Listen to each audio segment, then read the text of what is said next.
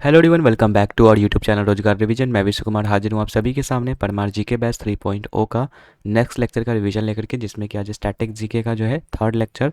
हालांकि ओवरऑल तो ये फोर्थ लेक्चर रहने वाला है हम लोगों का, क्योंकि जो थर्ड लेक्चर था उसमें हम लोगों ने जो फोक डांस था उसका हम लोगों ने सेकंड पार्ट को कर लिया था, जो कि सर ने 11th लेक्चर में करवाया था।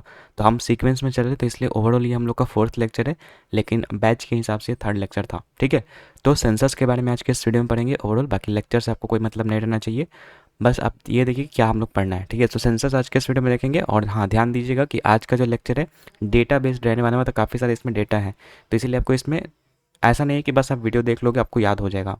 कुछ कंसेप्चुअल जो टॉपिक्स होते हैं जो आपको देख के समझ में आ जाता है, लेकिन ये सब कुछ ऐसे टॉपिक्स हैं जिसको वीडियो देखने के बाद आपको नोट्स के थ्रू एक बार रिवाइज भी करना होता है और साथ ही साथ एमसीक्यू का प्रैक्टिस करना होता है।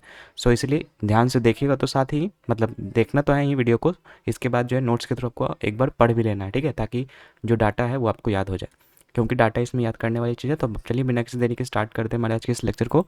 एंड सबसे पहले यहाँ पर पढ़ते हैं कि जनगणना होता क्या है। ठीक है, तो देखो जनगणना बोलता है यहाँ पे कि सरकार के द्वारा जो है समय समय पर जो है जनसंख्या की आधिकारिक गणना की जाती है। ठीक है, और जनगणना जो है प्रत्येक 10 वर्ष के बाद जो है आयोजित की जाती है। तो ये सब आपको समझ में आ गया होगा कि जनगणना जो हमेशा 10 वर्ष के बाद जो है आपका आयोजित किया जाता है, जो कि आपका समय समय पर देश की जनसंख्या को क्या करता है, मतलब गणना करता है। ठीक है, कि कितना आबादी देश में है। ठीक है, जो कि सरकार करवाती है। आगे बात करेंगे स्वतंत्रता के बाद, अगर पूछेगा पहली जनगणना कब हुई थी, तो ये हुआ था 1951 में। और स्वतंत्रता के बाद जनगणना अधिनियम एक आया था 1948 में। ठीक है, और उसी के बाद जो आपका पहली जनसंख्या की गई थी, मतलब जनगणना की गई थी। उसके बाद 2021 में कोई जनगणना नहीं हुई थी, क्योंकि कोविड-19 आ गया था, फिर उसके बाद आपका चुनाव वगैरह आ गया था, तो इस कारण से नहीं हुआ था। तो अगली जनसंख्या जनगणना आपको बता दें तो 2026 में स्टार्ट होने वाली है, जो जिसका रिजल्ट आपको 2027 तक मिलेगा। ठीक है, और जो इस बार जो अब जनगणना होगा वो आपका डिजिटल आपका होगा। ठीक है, तो ये चीज़ याद रखिएगा। नेक्स्ट बात करेंगे, अगली जनगणना 2024 के अंत में नहीं होगा, 2026 में स्टार्ट होगा और 2027 में ये खत्म होगा। भारतीय परिवार नियोजन अपनाने वाला पहला देश भारत था। ठीक है, मतलब जो परिवार नियोजन था ना, ठीक है, इसको अपनाने वाला पहला देश कौन था, तो भारत था। मतलब परिवार के नियोजन के लिए जो है मतलब कुछ चीज़ें यहाँ पर करना परिवार के नियोजन के लिए, तो सबसे पहले भारत ने ये कदम उठाया था। आगे बात करेंगे जनगणना के इतिहास के बारे में। तो पहला जो जनगणना हुआ था 1872 ईस्वी में हुआ था, लॉर्ड मेयो के शासनकाल में, जो कि 69 से 72 तक रहते हैं लॉर्ड मेयो। ठीक है, लेकिन ये जो हम लोग का पूर्ण जनगणना नहीं था, ये आपका अपूर्ण था। ठीक है, अगर पूछेगा कि जो है आपका कंप्लीट सेंसस मतलब पूर्ण जनगणना कब कब हुई थी, तो ये हुआ था आपका 1881 ईस्वी में लॉर्ड रिपन के शासनकाल में। रिपन 1880 से लेकर 84 के बीच में रहे थे। ठीक है, और उस समय की बात करेंगे जनगणना आयुक्त कौन थे। ठीक है, तो डब्ल्यू सी प्लॉडेन थे। और किसी भी शहर की पहली जनगणना उस समय की गई थी लगभग 1830 ईस्वी में ढाका की गई थी, क्योंकि उस समय ढाका जो है भारत का ही हिस्सा था। ठीक है, अभी ये बांग्लादेश की राजधानी है। बाकी उस समय जो है हेनरी वाल्टर ने किया था ये चीज़। ठीक है, इसलिए इनको भारतीय जनगणना के जनक भी कहा जाता है। ठीक है, तो यहाँ से क्या क्या चीज़ याद रखनी है। पहला चीज़ तो कि 1830 में किसी शहर का जनगणना हुआ था, जो कि ढाका में हुआ था, जो कि हेनरी वाल्टर ने किया था। 1872 में जो आपका अपूर्ण जनगणना हुआ था, जो कि आपका मेयो के शासनकाल में हुआ था। और 1881 में जो है पूर्ण जनगणना हुई थी, आपका जो है रिपन के शासनकाल में हुई थी। ठीक है, तो ये आपका था स्वतंत्रता से पहले। और आपको बता दें कि हर 10 साल के बाद जो जनगणना होती है। और पूछेगा कि आज़ादी के बाद पहली जनगणना, तो वो आपका 1951 ईस्वी में। ठीक है, और लेटेस्ट वाला जो भी जनगणना हुआ 2011 हुआ, उसके बाद कोई जनगणना भी नहीं हुआ है। तो 2011 वाला ही हम लोग को ज़्यादातर चीज़ें डाटा यहाँ पर याद करनी है। ठीक है, बात करें 2011 की, तो ये आपका मतलब ओवरऑल 15th नंबर का जनगणना है, लेकिन स्वतंत्रता के बाद अगर पूछेगा तो 7वीं जनगणना है। ठीक है, मतलब 1872 से अगर हम कैलकुलेट करेंगे तो ये 15वीं जनगणना है आपकी 2011 वाला। और स्वतंत्रता के बाद यानी 1951 के बाद जो ये 7वीं जनगणना है। बाकी आपको बता दें कि आर्टिकल नंबर 82 जो कि हम लोग पॉलिटी में पढ़े थे, परिसीमन आयोग से संबंधित है। परिसीमन आयोग का क्या मतलब है कि जनसंख्या के बेसिस पर जो है मतलब सीट का मतलब प्रावधान करना, कि मतलब इस क्षेत्र में जो इतना जनसंख्या है तो उसके बेसिस पर जो है मतलब कितना यहाँ पर जो है विधानसभा की सीटें या फिर जो भी सांसद वाला जो सीट होता है वो कितना होगा, तो ये सब आपका परिसीमन आयोग यहाँ पर गठन करती है। ठीक है, तो इसको जो 84th अमेंडमेंट करके बोला गया था कि 2026 तक जो है कोई परिसीमन आयोग का गठन नहीं होगा। ठीक है, तो ये 84th अमेंडमेंट से हुआ था। और 87th अमेंडमेंट में बोला गया कि कोई मतलब डिलिमिटेशन कमीशन का जो है गठन नहीं होगा। जो भी आपका ये सीट्स का निर्धारण किया जाएगा वो आपका जो है 2001 की जनगणना के बेस पे किया जाएगा। तो थोड़ा सा ये पॉलिटी की चीज़ है जिसको कि आप याद रख लीजिए। नेक्स्ट बात करेंगे जनगणना का संचालन प्राधिकरण, मतलब जनगणना का संचालन प्राधिकरण कौन कौन होता है। तो पहला तो कि इसमें भारत का रजिस्ट्रार जनरल होता है और दूसरा जनगणना आयुक्त जो कि आपका मिनिस्ट्री ऑफ होम अफेयर्स यानी कि गृह मंत्रालय के अंतर्गत आता है। नेक्स्ट अब बात करते हैं हम यहाँ से जनगणना 2011 के बारे में, क्योंकि यही सब आपका क्वेश्चन आपके एग्जामिनेशन में आएगा। तो सबसे पहले यहाँ पर रजिस्ट्रार जनरल पूछेगा, ठीक है। तो रजिस्ट्रार जनरल 2011 के सीएम चंद्रमौली थे। वर्तमान के पूछेगा तो ये एम के नारायण है, ठीक है। एम क्या था 2011 जनगणना का, तो ये था हमारी जनगणना हमारा भविष्य। उस समय राज्य और केंद्र शासित प्रदेश कितने थे, तो टोटल 35 थे, और जिला अगर बात करेंगे तो 640 जिला था। जनगणना को 2 चरणों में आयोजित किया गया था। पहला आपका मकान का सूचीकरण किया गया था जो कि अप्रैल से सितंबर 2010 के बीच में किया गया था, और उसके बाद जनसंख्या की गणना की गई थी 9 से 28 फरवरी 2011 को। और फाइनली मतलब देखो कितना टाइम लग गया, अप्रैल में स्टार्ट हुआ, सितंबर अक्टूबर नवंबर दिसंबर जनवरी फरवरी, मतलब टोटल 6 महीने से ज़्यादा का टाइम यहाँ पर जो है लगा है। बाकी उस समय की बात करेंगे तो यूपी की जनसंख्या जो थी वो ब्राज़ील से भी ज़्यादा थी, ठीक है। जनसंख्या अगर हम बात करेंगे ओवरऑल कितना था जनसंख्या, तो ये था आपका 1210.2 मिलियन या फिर 1.21 बिलियन, जो कि USA, Indonesia, Pakistan, Japan, Bangladesh, Brazil, इन सब की अगर जनसंख्या को मिला दीजिएगा तब हम लोग का इतना जाकर पहुँचेगा।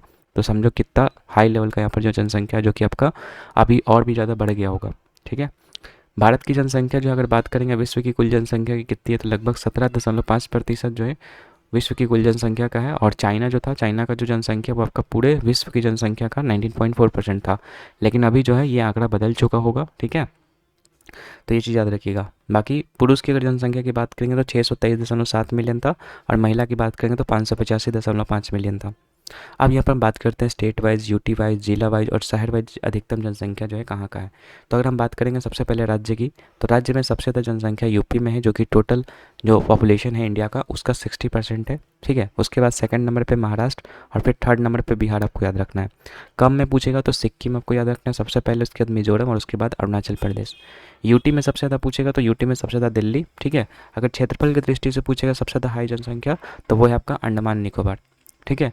और इसके बाद न्यूनतम में अगर पूछेगा तो ये हो जाएगा आपका लक्षद्वीप। जिला की बात करेगा तो जिला की जो है आपका थाने हो जाएगा, जो कि महाराष्ट्र का जिला है। और न्यूनतम अगर पूछेगा तो दिबांग वैली, जो कि अरुणाचल प्रदेश में है। और शहर में पूछेगा तो मुंबई शहर, जो इस चीज़ का जनसंख्या सबसे ज़्यादा है। और पंजाब का जो कपूरथला है वहाँ पर जो सबसे कम जनसंख्या है। तो ये आपको राज्य में याद करना है, यूटी याद रखना है, जिला और शहर याद रखना है कि हाई जनसंख्या कहाँ पे है और लो जनसंख्या कहाँ पे है। बाकी आगे बात करते हैं हम लोग यहाँ पे। नेक्स्ट अब यहाँ पे बात करेंगे हम लोग यहाँ पर कि जनसंख्या में वृद्धि दर क्या था। तो देखो अगर हम संख्या की दृष्टि से अगर देखेंगे 2001 से 2011 के बीच में जो है आपका 181 मिलियन यानी कि लगभग 18.1 करोड़ जनसंख्या जो है बढ़ी है। अगर 1901 की जनगणना के अनुसार अगर हम बात करेंगे तो 238 मिलियन बढ़ा है, और 1951 की जनगणना के अनुसार अगर हम देखेंगे मतलब देखो ये चीज़ है आपका 1901 के जनगणना के अनुसार 238 मिलियन बढ़ा था, और 1951 के जनगणना के अनुसार आपका जो है 361 मिलियन आपका जो है बढ़ा था, ठीक है। मतलब कितना वृद्धि हो रहा है वो आपके यहाँ पर बताया जा रहा है। बाकी 2001 से 2011 के बीच में अगर हम बात करेंगे तो टोटल आपको 181 मिलियन, जो कि यही आपको पूछेगा, 1901 और 1951 का नहीं पूछेगा, ठीक है।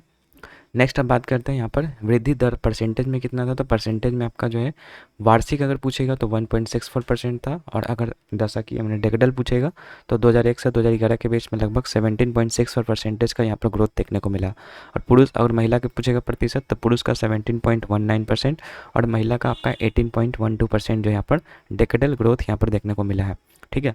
और अधिकतम दशकीय वृद्धि दर कौन से ईयर में देखने को मिला था, तो ये आपका जो 1961 से लेकर के 1971 के बीच में देखने को मिला था, जिसमें कि लगभग 24.8% जो है आपका डेकेडल ग्रोथ था। मतलब पिछले बार की जनगणना से जो है 24.8% जनसंख्या जो ज़्यादा था, ठीक है।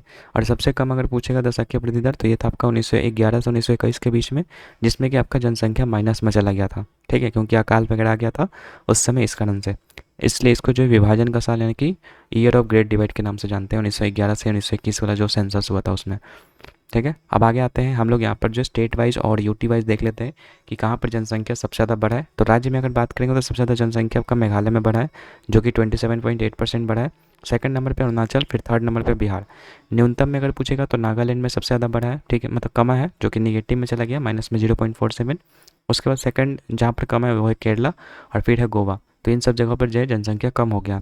यूटीज़ की अगर हम बात करेंगे तो दादरा नगर हवेली की बात करेंगे 55.5% जो बढ़ा है, और न्यूनतम में अगर बात करेंगे तो न्यूनतम में याद करने की जरूरत नहीं है यूटी में, बस ऐसे याद रखिए। अधिकतम में आपका जो है दादरा नगर हवेली का बढ़ा है, जो कि 15.5% से बढ़ा है। जिला में अगर पूछेगा तो कुरुंग कुमे जो कि अरुणाचल प्रदेश में है, वहाँ पर 111% जो है ग्रोथ देखने को मिला है। और न्यूनतम ग्रोथ अगर देखने को मिला है तो वो आपका लोंगलेंग जो नागालैंड में है, वहाँ पर जो आपको यहाँ पर जो है कम ग्रोथ देखने को मिला है। ठीक है, अब आता है, ये तो हम लोग का एडल्ट का था। अब आते हैं 0 से 6 साल के बच्चों तक का जो जनसंख्या है उसमें क्या इफेक्ट पड़ा है। तो देखो 0 से 6 साल में अगर हम बात करेंगे तो टोटल जनसंख्या था 158.8 मिलियन, जो कि टोटल जितना भी इंडिया का पॉपुलेशन है उसका 13.1% है।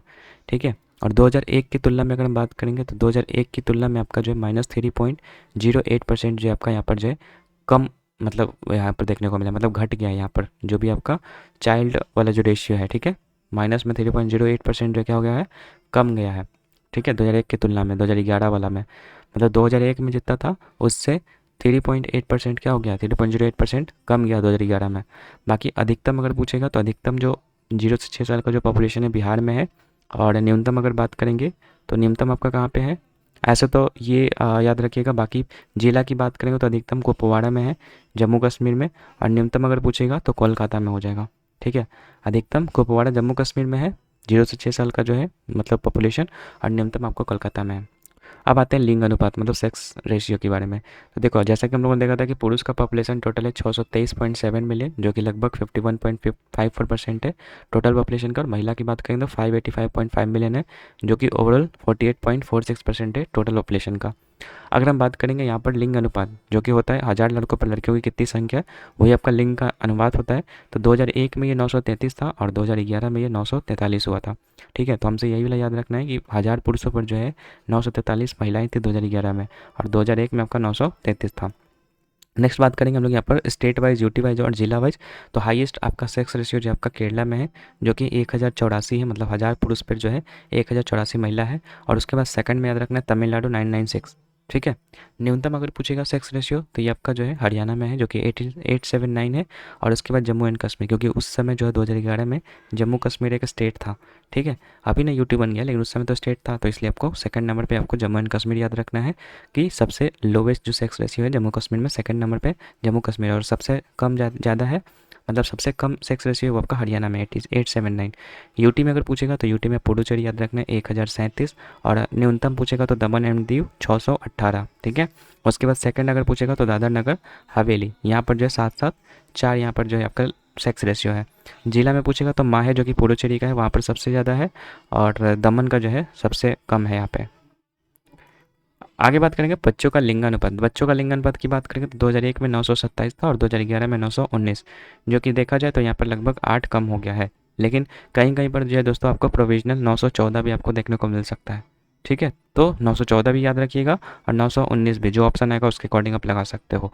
लेकिन अगर दोनों ऑप्शन में रहेगा तो 919 को आपको जो है प्रेफरेंस देना है, क्योंकि ये आपका प्रोविजनल था। ठीक है, तो बच्चों का लिंगानुपात भी आपको याद रखना, 2001 में कितना था, 2011 में कितना था। अब हम स्टेट वाइज अगर हम बात करेंगे बच्चों का लिंगानुपात, तो राज्य में सबसे ज़्यादा जो लिंगानुपात था अरुणाचल प्रदेश में था बच्चों का, जो कि 972 था। सेकंड नंबर पर मिजोरम का था।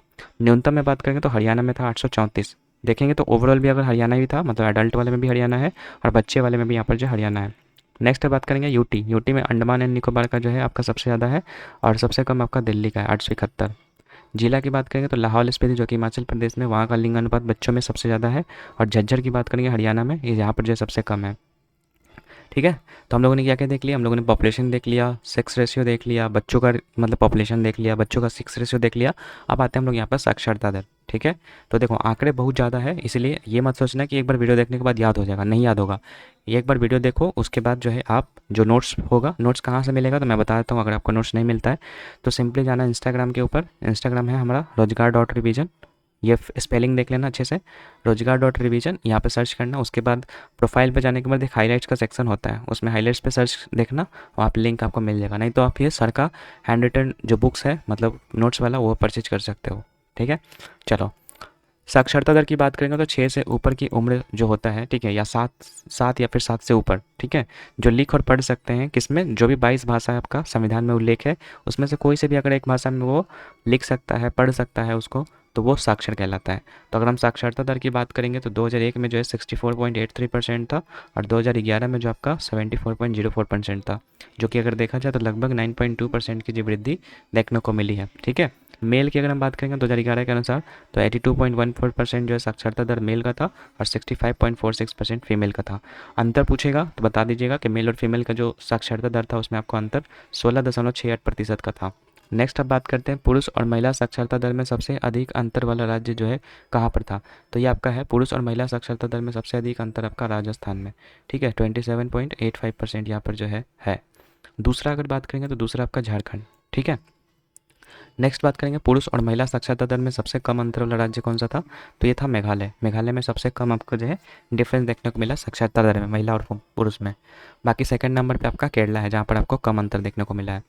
आगे अब यहाँ पर स्टेट वाइज थोड़ा सा देख लेते हैं यहाँ पर कि जो है हम लोग का यहाँ पर साक्षरता दर सबसे ज़्यादा कहाँ पे है। तो केरला में सबसे ज़्यादा है 94%। ठीक है, उसके बाद न्यूनतम अगर बात करेंगे तो बिहार में आपका सबसे कम है 61.8%। सेकंड जो सबसे कम है वो अरुणाचल प्रदेश में लगभग 65.38% यहाँ पर जो साक्षरता दर है। यूटी में बात करेंगे तो लक्षद्वीप जो है सबसे ज़्यादा यहाँ पर कोई पॉपुलेशन मतलब सॉरी ये मतलब क्या कहते हैं लिटरेसी रेट है 91.8% और दादरा नगर हवेली की जो है सबसे कम है। जिला की बात करेंगे तो सरछिप जिला मिजोरम में है, वहाँ का जो है सबसे ज़्यादा आपका लिटरेसी रेट है और अलीराजपुर एमपी में है जो कि सबसे कम आपका लिटरेसी रेट मतलब साक्षरता दर है। आगे केरला में तो सबसे ज़्यादा आप देख लिए 94%। फिर उसके बाद अगर सेकंड नंबर वाला पूछ लेगा तो मिजोरम आपको याद रखना है जो कि 91.33% है। अब आते हैं लिंग आधारित साक्षरता दर। तो लिंग आधारित साक्षरता दर अगर बात करेंगे पुरुष में सबसे ज़्यादा केरला में है और महिला में सबसे ज़्यादा लक्षद्वीप या केरला, दोनों में से आपको याद रखना है कोई। मतलब यूटी में लक्षद्वीप है और ओवरऑल अगर आपको बात करेंगे तो केरला है। ठीक है, पुरुष की बात करेंगे न्यूनतम और महिला की न्यूनतम, तो दोनों में आपको बिहार याद रखनी है। ठीक है, नेक्स्ट बात करते हैं साक्षरता दर की श्रेणीवार मतलब कैटेगरी वाइज अगर हम बात करेंगे साक्षरता दर की तो 2011 की जनगणना के अनुसार अनुसूचित जाति का जो है आपका साक्षरता दर लगभग 66.1% था। मतलब जितना पॉपुलेशन है अनुसूचित जाति का उसमें 66.1% जो है वो आपका शिक्षित है और अनुसूचित जनजाति में बात करेंगे तो लगभग 59% जो आपका वो लिटरेट है मतलब साक्षर है। तो ये आपको कैटेगरी वाइज याद रखना है। बाकी जनसंख्या घनत्व आते हैं तो जनसंख्या घनत्व क्या होता है, प्रति किलोमीटर स्क्वायर में कितनी जनसंख्या रह रही है उसको बोलते हैं जनसंख्या घनत्व। तो 2011 में आपका 382 था, 2001 में 325 था। स्टेट वाइज अगर पूछेगा यहाँ पर तो याद रखिएगा कि बिहार का सबसे ज़्यादा यहाँ पर है, अधिकतम है जनसंख्या घनत्व जो कि 1106 लोग जो है 1 किलोमीटर स्क्वायर में रहते हैं। वही अगर न्यूनतम पूछेगा तो अरुणाचल प्रदेश में मतलब प्रति वर्ग किलोमीटर में मात्र 17 लोग रहते हैं और सेकंड में अगर न्यूनतम पूछेगा तो आपका 52 जो कि मिजोरम का है। अगर यूटी में पूछेगा तो दिल्ली में बहुत ज़्यादा 11,320 लोग रहते हैं 1 किलोमीटर स्क्वायर में और वहीं न्यूनतम पूछेगा तो अंडमान निकोबार में लगभग 46। जिला पूछेगा तो नॉर्थ ईस्ट जो दिल्ली है आपका वहाँ पर जो सबसे ज़्यादा है पॉपुलेशन मतलब ये जनसंख्या घनत्व। ठीक है, और दिबांग वैली जो कि अरुणाचल प्रदेश में है वहाँ पर सबसे कम जनसंख्या घनत्व है जिला में। ठीक है, तो याद रख लिया आप हो गया आप लोग कि बिहार का सबसे ज़्यादा जनसंख्या घनत्व 1106। उसके बाद सेकंड नंबर पर पूछेगा तो पश्चिम बंगाल, फिर उसके बाद केरला। ठीक है, तो ये हो गया। अब आते हैं हम लोग शहरी ग्रामीण विभाजन मतलब ग्रामीण लोग कितने हैं शहरी लोग कितने हैं उसकी आबादी कितनी है वो थोड़ा सा देख लेते हो। तो ग्रामीण में बात करेंगे तो टोटल जो है आपका 833.1 मिलियन लोग जो है ग्रामीण निवासी है जो कि टोटल पॉपुलेशन का 68.8%। ठीक है, टॉप 3 राज्य अगर बात करेंगे जो ग्रामीण मतलब वहाँ पर रहते हैं तो यूपी वाला एरिया में सबसे ज़्यादा ग्रामीण मतलब जनसंख्या है, फिर सेकंड नंबर पे बिहार में है, फिर थर्ड नंबर पे पश्चिम बंगाल में है। सबसे नीचे अगर बात करेंगे तो सबसे नीचे जो है आपका सिक्किम, मिजोरम और गोवा। ठीक है, मतलब यहाँ पर जो है मतलब ग्रामीण जो आबादी है सबसे कम है। ठीक है, तो ये ग्रामीण आबादी देख ली 833 जो कि सबसे ज़्यादा आपको ग्रामीण आबादी देखने को मिल रहा है और शहरी बात करेंगे तो टोटल पॉपुलेशन का 377.1 मिलियन है जो कि 31.2% है। ठीक है, अगर हम बात करेंगे हाईएस्ट फ्री स्टेट्स जिसमें कि आपको शहरी जनसंख्या देखने को मिलता है तो सबसे पहले महाराष्ट्र है, उसके बाद यूपी। अब देखो यूपी आप बोलोगे कि दोनों में क्यों है, तो देखो क्योंकि यूपी का जनसंख्या बहुत ज़्यादा है तो यूपी में शहरी आबादी भी ज़्यादा है और ग्रामीण आबादी भी ज़्यादा है इसलिए यूपी सेकंड नंबर पे है। ठीक है, तो महाराष्ट्र, यूपी, उसके बाद तमिलनाडु। ठीक है, सबसे नीचे अगर बात करेंगे तो सिक्किम में जो है सबसे ज़्यादा है मतलब सबसे कम शहरी आबादी है, फिर आंध्र प्रदेश है, फिर मिजोरम है। ठीक है, और क्षेत्रफल की दृष्टि से अगर आपको पता होगा कि सबसे बड़ा राज्य कौन सा है राजस्थान है, छोटा कौन सा है गोवा है।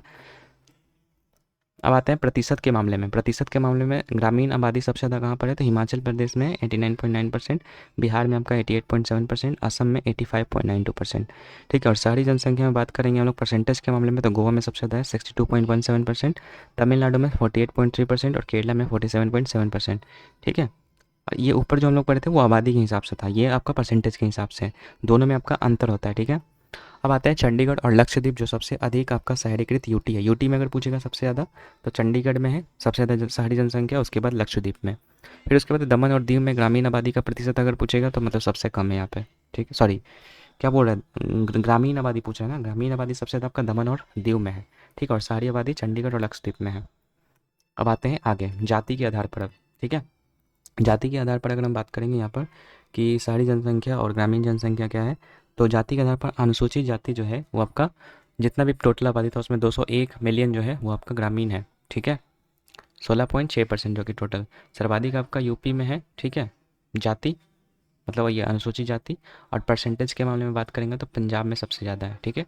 न्यूनतम अगर जाति की बात करेंगे तो न्यूनतम जो अनुसूचित जाति आपको मिजोरम में देखने को मिलता है, और परसेंटेज के मामले में भी आपका मिजोरम ही आगे है, ठीक है। और ऊपर मैंने गलत बोल दिया था क्या, ऊपर मैंने शायद बोल दिया था क्या, ग्रामीण और शहरी आबादी बोल दिया था, तो वो नहीं है, ये ओवरऑल बात कर रहा है कि जितना भी आपका पॉपुलेशन है तो उसमें अनुसूचित जाति का पॉपुलेशन क्या है और अनुसूचित जनजाति का पॉपुलेशन क्या है, और बाकी ये सर्वाधिक कहाँ पर है परसेंटेज के हिसाब से कहाँ पर है, ये चीज़ है। तो थोड़ा सा करेक्ट कर लीजिएगा, ठीक है, जो मैंने अगर ऊपर गलत बोल दिया था तो। अनुसूचित जनजाति की बात करेंगे तो टोटल आपका 104.3 मिलियन है, जो कि आपका 8.6% है, ठीक है, टोटल पॉपुलेशन का। बाकी सर्वाधिक अगर जनसंख्या बात करेंगे अनुसूचित जनजाति का मध्य प्रदेश में, परसेंटेज के मामले में लक्षद्वीप में है, ठीक है। न्यूनतम अगर पूछेगा तो पंजाब, हरियाणा, दिल्ली, चंडीगढ़ में है, ठीक है। यहाँ पर जो है एसटी की जनसंख्या जो क्या है मतलब शून्य है लगभग, ठीक है, मतलब यहाँ पर एक भी जनसंख्या नहीं पाया जाता है एसटी का। आगे बढ़ते हैं, सर्वाधिक दशकीय वृद्धि दर अगर हम बात करेंगे जाति के मामले में तो मुस्लिम का सबसे ज़्यादा यहाँ पर है देखने को मिला है डेकेडल ग्रोथ, जो कि 24.6%। और सबसे कम अगर पूछेगा साक्षरता दर तो वो है आपका जैन का, ठीक है। सॉरी सॉरी सॉरी, मैंने उल्टा पुल्टा बोल दिया सारा चीज़। देखो, दशकीय वृद्धि दर सबसे ज़्यादा मुस्लिम का है और सबसे कम जैन का है, ठीक है। लेकिन वही वही पूछेगा साक्षरता दर में सबसे ज़्यादा, तो साक्षरता दर सबसे कम आपका जो है मुस्लिम का है और सबसे ज़्यादा आपका जैन का है, मतलब उल्टा यहाँ पर है, ठीक है। ध्यान दीजिए कि अगर डेक्रेडल ग्रोथ जिसका ज़्यादा है उसका साक्षरता दर कम है, और जिसका डेक्रेडल ग्रोथ कम है उसका साक्षरता दर क्या है, ज़्यादा है। तो अगर पूछेगा कि कौन सा कम्युनिटी है जो कि आपका सबसे ज़्यादा साक्षर है, तो वह आपका जैन, और सबसे कम है मुस्लिम। अब आते हैं रिलीजन बेस्ड यहाँ पर, तो रिलीजन बेस्ड में अगर हम बात करेंगे दोस्तों तो देखिए पॉपुलेशन परसेंटेज यहाँ पर दे रखा है कि सबसे ज़्यादा 2011 में कितना था, 79.80% है। इस्लाम का 14.23% है इस्लाम, हाँ। उसके बाद है आपका क्रिश्चियन का 2.30% है, फिर इस तरीके से आपका है, ठीक है। तो ऊपर वाला आपको ये याद रखना है मुस्लिम का, और ये हिंदू का याद रखना है कम से कम, बाकी एक ईसाई वाला भी याद कर लीजिएगा, ठीक है। और बाकी अगर यहाँ पर डेकेडल ग्रोथ रेट भी बगल में दिया गया है कि डेकेडल ग्रोथ रेट किसका है, तो हिंदू का कितना है, मुस्लिम का कितना है, क्रिश्चियन का कितना है, सिख का कितना है, तो देखोगे तो सबसे कम किसका है, सबसे कम जैन का है। और सबसे ज़्यादा अगर बात करेंगे तो सबसे ज़्यादा 24 यहाँ पर आपको दिखाई दे रहा होगा, जो कि आपका है मुस्लिम का, ठीक है। चलो, अब आते हैं प्रवास के बेसिस पे। प्रवास का मतलब होता है कि अपना राज्य छोड़ करके दूसरे राज्यों में जाना। तो सबसे ज़्यादा लोग पलायन करते हैं यूपी और बिहार से, कहाँ पर करते हैं तो महाराष्ट्र में, इसलिए यहाँ पर जो है प्रवास में सबसे ज़्यादा महाराष्ट्र, मतलब महाराष्ट्र में सबसे ज़्यादा प्रवास आते हैं, ठीक है। तो याद रखिएगा यूपी बिहार से सबसे ज़्यादा लोग जाते हैं बाहर, कहाँ पर जाते हैं महाराष्ट्र में, इसलिए यहाँ पर प्रवास सबसे ज़्यादा है। सबसे अधिक पलायन जो है आपका यूपी और बिहार में। नेपाल से कुल प्रवासियों का प्रतिशत 51.1% है, और श्रीलंका में कुल प्रवासियों का प्रतिशत पूछेगा तो 2.9% है। कार्यबल में अगर बात करेंगे तो पुरुष कार्यबल भागीदारी, मतलब जो भी लोग हैं उसमें पुरुष कितना लोग काम में भागीदारी है, तो 53.26%। महिला कार्यबल की बात करेंगे तो 25.5%। बाकी ये चीज़ हम लोगों ने इकोनॉमिक्स में देखा था कि प्राथमिक क्षेत्र में 54.6% लोग हैं, द्वितीय क्षेत्र में आपका 24.3% है, और तृतीय क्षेत्र में आपके 21.1% लोग हैं, ठीक है। तो ये है आपका। बाकी सर्वाधिक बौद्ध और जैन आबादी वाला राज्य अगर पूछेगा तो महाराष्ट्र हो जाएगा। सर्वाधिक ईसाई केरला में है। सर्वाधिक हिंदू आबादी यूपी में है। सर्वाधिक मुस्लिम आबादी जम्मू कश्मीर में। अगर हिंदू जनसंख्या का उच्चतम प्रतिशत के मामले में पूछेगा तो प्रतिशत के मामले में हिमाचल प्रदेश, ठीक है। मुस्लिम जनसंख्या का उच्चतम प्रतिशत पूछेगा तो लक्षद्वीप में, जो कि लगभग 96.58% है। और इसके अलावा जान सके कि लाभांश जो है वो क्या होता है, तो ये आपका कार्यशील आयु समूह, मतलब जो 15 से 64 उम्र हो गया या फिर 15 से 59 उम्र के लोग जो है जो काम में लगे हुए हैं उसको बोलते हैं जनसांख्यिकी लाभांश, ठीक है, जो कार्य में लगे हुए हैं। बाकी 2024 जनगणना प्रबंधन और निगरानी प्रणाली, मतलब इसका गठन हुआ है, जो मतलब डिजिटली जो है यहाँ पर इस बार सेंसस करेंगी, ठीक है। भारत का राष्ट्रीय जनसंख्या नीति एनपीपी वर्ष 2000 में देश में प्रजनन और बाल व्यवस्था स्वास्थ्य आवश्यकताओं को पूरा करने के लिए तैयार की गई थी। इस नीति का लक्ष्य था कि वर्ष 2024 तक स्थिर जनसंख्या प्राप्त करना। ठीक है, तो ये कुछ आपका वन लाइनर था। बाकी लास्ट हम लोग का लैंग्वेज के बेसिस पे कि सबसे ज़्यादा कौन सा भाषा बोला जाता है भारत में, तो हिंदी का सबसे ज़्यादा लगभग आपका जो है 57.1% पॉपुलेशन जो है आपका हिंदी बोलती है। सेकंड नंबर पे इंग्लिश बोलती है जो कि मतलब यहाँ पर जो है 10.6%। ठीक है, उसके बाद है आपका बंगाली 8.9%, उसके बाद मराठी। तो ऊपर का आपको हिंदी इंग्लिश बंगाली याद रखना है, और सबसे कम पूछेगा तो सबसे कम आपका संस्कृत जो कि 0.3% है। ठीक है, तो ये था आज का लेक्चर दोस्तों। बाकी अगर आप इस पर्टिकुलर चैप्टर का एमसीक्यू प्रैक्टिस करना चाहते हैं, हालांकि अभी आया तो नहीं है, लेकिन अगर आप करना चाहते हैं तो हमारे इस बैच को ज्वाइन कर सकते हैं जो कि एमसीक्यू बैच, जिसमें कि आपको मैं हर एक चैप्टर का जो है एमसीक्यू प्रोवाइड करता हूँ, वो भी बाइलिंगुअल फॉर्मेट में। और हर एक चैप्टर से आपको 100 एमसीक्यू मिलता है जो कि आपका 360 डिग्री रिवीजन करवा देगा किसी पर्टिकुलर चैप्टर का। इसका प्राइस मात्र 49 रुपीज़ है, जो कि बहुत ही ज़्यादा कम है। ठीक है, तो इस तरीके से आपको चैप्टर वाइज आपको एमसीक्यू मिलेगा। जैसे यूनिवर्स एंड सोलर सिस्टम है, तो इसमें हिंदी और इंग्लिश दोनों मीडियम में आपको जो है क्वेश्चंस मिलेगा एक सीक्वेंस में, जिससे कि आपको लगेगा कि मतलब आप पूरे चैप्टर का मतलब रिवाइज करेंगे, क्योंकि हर एक लाइन से क्वेश्चन को यहाँ पर जो रेडी किया गया। आप एक बार पढ़ के देखना, आपको समझ में आ जाएगा सारा चीज़। ठीक है, अगर आपको इसको एनरोल करना है तो लिंक डिस्क्रिप्शन बॉक्स में दे रखा है, आप उस पर जाना। ठीक है, जाओगे तो इस तरीके से आपके सामने पेज होगा। बाय नाउ पे क्लिक करना, डिटेल्स को फिल करना, उसके बाद रिव्यू एंड पे क्लिक करना, उसके बाद मेक पेमेंट पे क्लिक करना। उसके बाद आपको पेमेंट मेथड आएगा, तो कोई सा भी मेथड से आप पेमेंट कर सकते हैं। 49 रुपीज़ ही आपको लगेगा, कोई एक्स्ट्रा पेमेंट नहीं देना आपको। ठीक है, जैसे ही पेमेंट करोगे आपको एक ग्रुप मिलेगा, ठीक है, आरआर प्रीमियम करके, उसमें आप ज्वाइन हो जाओगे। अगर इन केस नहीं ज्वाइन हो पाते हो तो 9905238110। ठीक है, ये हम लोग का व्हाट्सएप नंबर है, आप इस पर कॉन्टैक्ट कर सकते हो। ठीक है, बाकी चलो आज के इस लेक्चर को यहीं पर रखेंगे। बाकी मिलते हैं नेक्स्ट लेक्चर के साथ स्टैटिक जीके का, तब तक के लिए गुड बाय।